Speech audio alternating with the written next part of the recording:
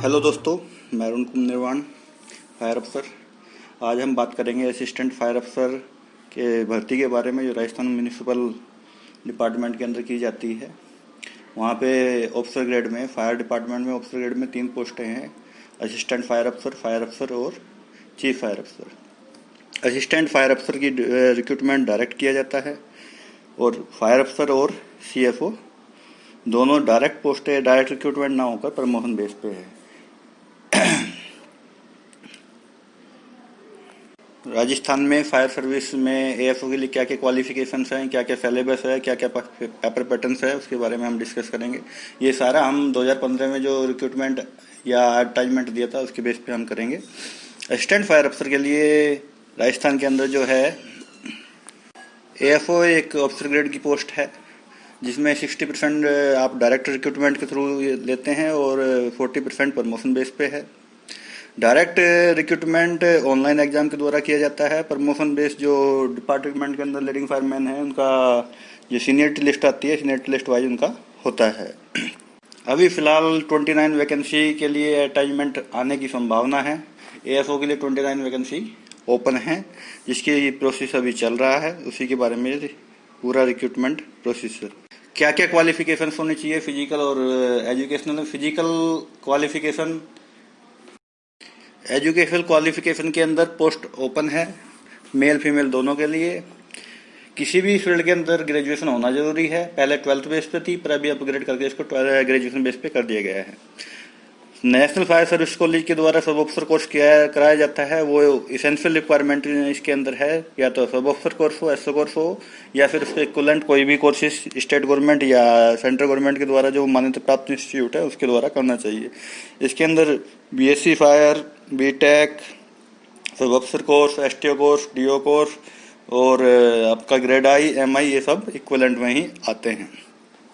Physically fit होना चाहिए। As general candidate के लिए 18 से 35 साल है, और अदर कैंडिडेट्स जो आते हैं रिजर्वेशन कैटेगरी में आते हैं, उनके लिए रिजर्वेशन के अकॉर्डिंग छूट है। एक्स सर्विसमैन के लिए 5 साल की वैसे छूट है एज के अंदर।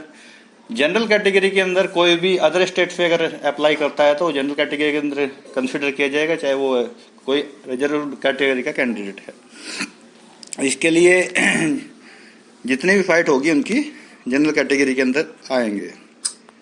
फिजिकल क्वालिफिकेशन के अंदर हाइट 165 है मेल के लिए, चेस्ट 81 नॉर्मल में, 86 एक्सपेंशन में, वेट एज पर BMI है, बॉडी मास इंडेक्स।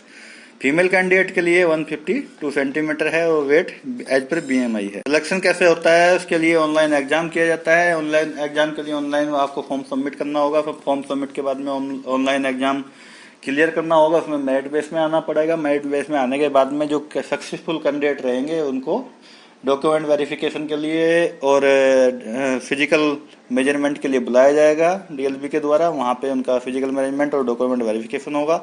उसके बाद में दोनों को जो फिजिकली फिट हो जाएंगे या डॉक्यूमेंट जिनके क्लियर होंगे, उनके एक मेरिट बेस पे तैयार किया जाएगा, डाटाबेस तैयार किया जाएगा, और जो सक्सेसफुल कैंडिडेट होंगे उनको ज्वाइनिंग करा दी जाएगी। ऑनलाइन एग्जाम जो है वो 2 पार्ट्स के अंदर है, पार्ट A और पार्ट B। जैसा फायरमैन का है सेम इसी का है। उसमें 25% जनरल जो साइंस है या जनरल जो आपके सब्जेक्ट है उसके थ्रू है, और 75 फायर सब्जेक्ट से है या फायर के फील्ड से है। टोटल 120 क्वेश्चन आएंगे, जिसमें पार्ट 1 से 36 और पार्ट B से 84।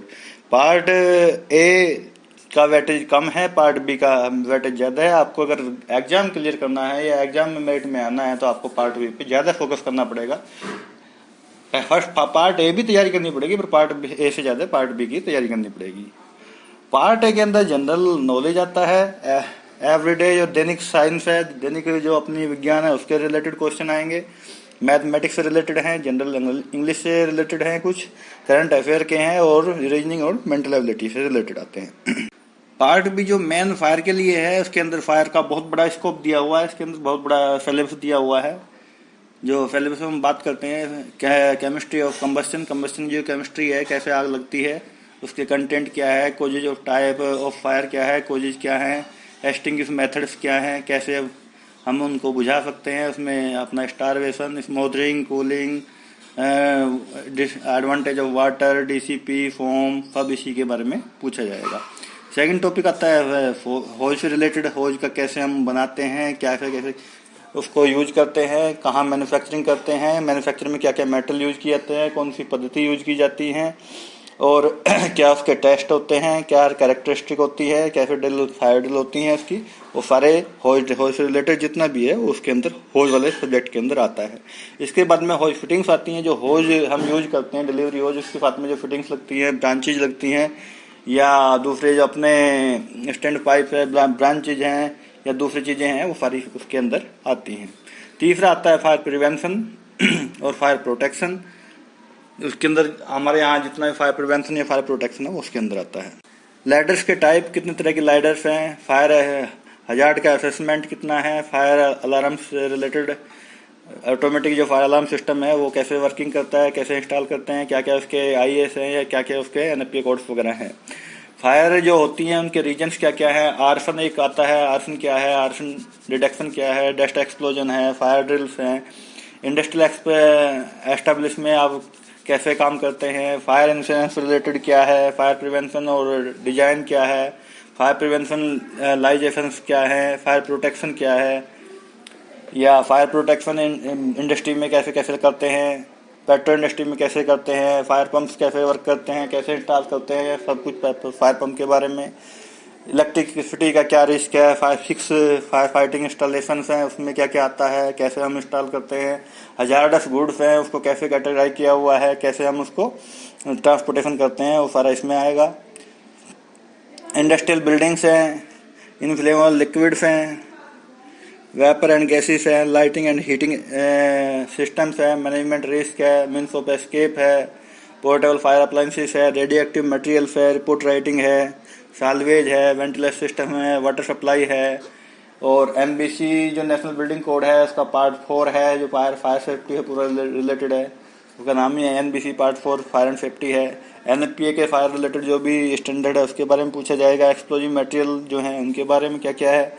प्रैक्टिकल्स के अंदर फायर ड्रिल्स होती हैं अपनी, हाइड्रन ड्रिल्स है, होज ड्रिल्स है, लैडर ड्रिल्स है, पंप ऑपरेशंस है, एक्सटिंग्विशर का ऑपरेशंस है या और फायर फाइटिंग इक्विपमेंट्स हैं उन सब का ऑपरेशंस है, रेस्क्यू टेक्निक्स है, ये सब इसके बारे में आएगा। हम कोशिश कर रहे हैं कि इसके बारे में जितने भी ये पार्ट बी के सब्जेक्ट्स हैं इनके ऊपर कोई ना कोई डॉक्यूमेंट या कोई ना कोई वीडियो ऐसा तैयार करें जो आपके लिए हेल्प हो सके।